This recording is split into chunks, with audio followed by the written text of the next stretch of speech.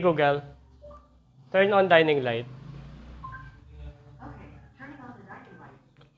Okay guys, welcome back again for another parcel unboxing.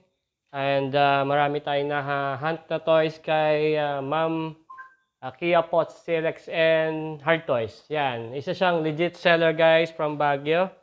Ang style ni Ma'am is isa siyang online seller guys. So, nagpo-post din siya ng some items for sale. So, follow nyo yung page niya guys and sali kayo sa isang live selling niya. Isa siyang seller ng HT box, ma'am sir, no? So, yung HT box is particularly, it is a Hong Kong trade box. Mga imported thrift items yan. Sari-sari ang laman ng isang box niya. Merong electronics, may pre-loved toys, merong kitchen appliances, kitchen utensils, and many more. Marami yan dyan. So, if you like buying like thrift items, just follow her page and andun yung mga items niya, mga boxes niya, ang dami doon guys. So, sali kayo sa isang online selling niya. Legit seller yan guys. So, I'm sorry pala in advance kasi nabuksan ko na tong parcel na to. Chinek ko na yung items na included dito. Chinek ko na siya kung tama yung mga napadala ni ma'am. Okay, so naka-bubble wrap yung buong box niya as you can see. Ang daming bubble wrap na included dito. Okay, so very secure to in the outside. Naka-tape yan. So, umpisahan na natin kung ano yung mga nabili ko. You know, HCE.Hobby is ang chine-chase nating brand talaga is Siku brand, no? Marami tayong nabili kay ma'am. Siguro mga 5 items yung nabili natin. Sa live selling, naipag-unahan talaga ako dito guys. Nag-mine ako dyan. And na-enjoy ko yung pagmamine doon. Okay, so yun lang ma'am. Sana ang binubble wrap nyo na lang po is yung item na nasa loob, no? Ay, wait. Sorry. Munti ka na malaglag. Kasi ang daming bubble wrap na included dito guys. Ang mga naka-bubble wrap yung nasa labas. It could be better kung ang bubble wrap na lang na to isa binubble wrap na lang yung item sa loob.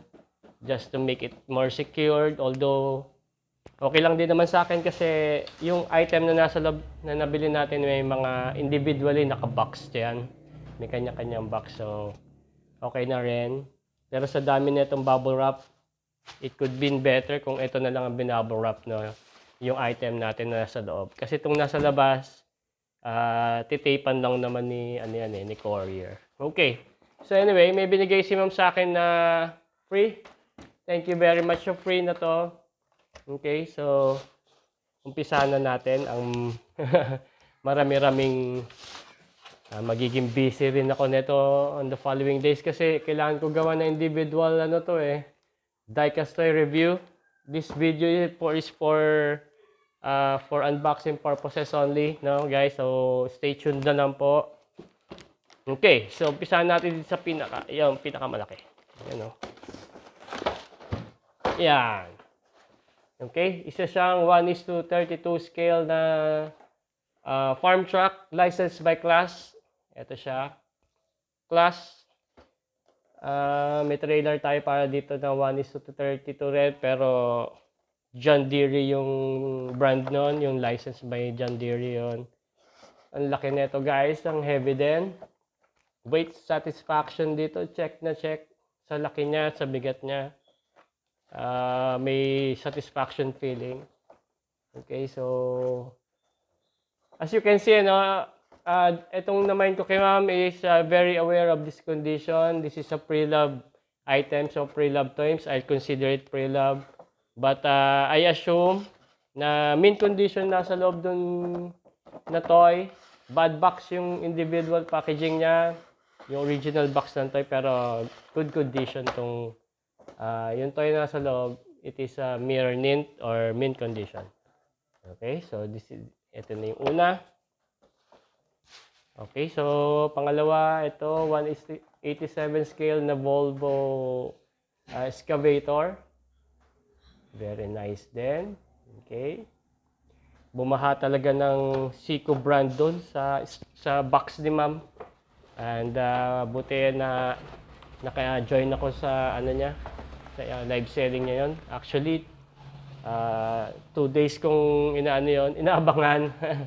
Okay, so another one is 1:50 na tractor licensed by New Holland. Yan, New Holland to pag blue. Wait, yan, New Holland yan. It is articulated farm truck na may trailer na silo power ang marking. Yan, okay, this is 1:50. Next is yan, isa siyang mobile crane na 1:87. Meron tayong nabili nito kay Sir Michael ng BMC Beep and Collect na ganito. So sorry sir, dinelay ko yung review nun kasi alam mo naman no, na-inform kita na nakakuha tayo ng mint condition nito. Don't you worry, gagawin tayo ng individual review nito na included yung toy mo. So very nice din, liber marking na mobile crane. Yan. Okay, so the other one. Yan, ito yung panlima na Seiko brand na nakuha natin. 1:50 na single drum compactor o soil compactor. Very nice din. Yan, mabigat din to. Yan, yun talagang ano natin ang hinahunt kong toys, yung mga Seiko brand na 1:50. You know, kasi mas mura yung Seiko. Some of them are made in Germany pa. Some of them are made in China. Kaya ito yung talaga interest ko. Meron ako some branded lang na items. Medyo pricey. Mga medyo pricey. Pero itong Seiko, gusto ko to. Although mas cheaper din yung mga price nito. Okay, so meron pa ako isang nakuha kay ma'am na isa siyang forklift. Yan. Ang scale nito, hindi ko pa sure, pero I assume this is 1:50 rin yung laki niya. Pero hindi, mas malaki. I don't know, 1:30. Ganun. Pero Chinese brand lang to guys. Isa lang yung wala sa box. Yan. Ganda rin, very nice. Medyo plasticky yung material, tapos battery operated. Maganda na rin na additional na guys. So yun ang nakuha natin kay ma'am. And very reasonable yung prices nito guys na nakuha natin kay ma'am.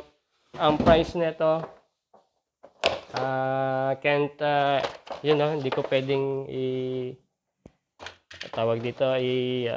disclose kung magkano yung value ng mga toys na to na nabili natin, pero ang masasabi ko lang sa lahat ng to, ang katumbas na presyo lang nito is yung isa lang ng Joel ko. Isang Joel lang na mobile crane.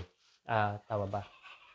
Yeah, isang mobile crane. Yun lang ang katumbas nito. Kasi these toys came from an HT box declared as pre-loved, no? Okay, reasonable yung prices nila nung nabili natin. Okay, so if you like more of this, just follow my page. I have a TikTok, Facebook, and YouTube account. Follow nyo na rin. Comment if you like a threads. And watch out for another video for the individual toy review. No? So as this moment, I'll be enjoying muna yung research individual specs na itong mga toys na to. Okay, so I'll see you on the next video. So anyway guys, I have another tip pala before I end this video.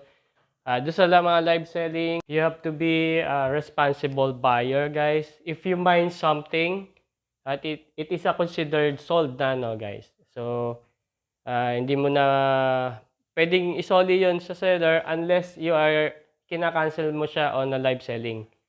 What I mean, hindi mo na siya pwedeng cancelin yung minayin mo after live.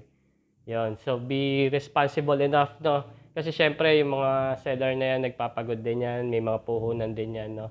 Pero katumbas nun, the seller has a responsible din i-forward o i-send over yung mga namay ng mga buyer niya na items in a very safe and well secured na packaging, because yung itong mga minay nila yan, it could be in their personal collection or either for reselling, and very important yon kung masisecure niyo yung parcel na pag binigay niyo sa buyer. Yon. So I don't mean anything. It's just a piece of advice. It's just uh, it's just my opinion, no? So yun lang naman. And buy at your own risk, guys, no? So don't expect higher enough because this is pre-love toys. So thank you very much, guys, and I'll see you on the next video, and goodbye.